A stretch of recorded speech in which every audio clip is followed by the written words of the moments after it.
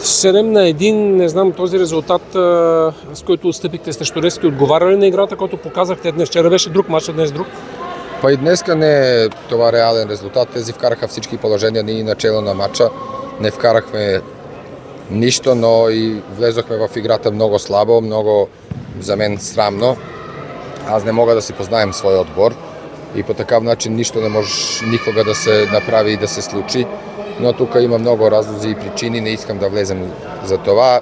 Цела сезона се неща бута под килима, всичко сега излезе на върха да се види, така да нема какво. Ще изчекаме малка, ще направим малка разбори, да видим и с правителник съвет за следваща година, дали ще продължимо, дали няма да продължимо, но по такъв начин, като тази година, със сигурност няма да стане нищо.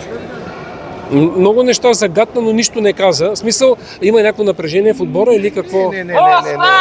Ние си сами сме тук, виновни, ето такива хора, които уж помагaju на отбора, това е най-големия проблем, но това са някакви там работи, така да ще видиме.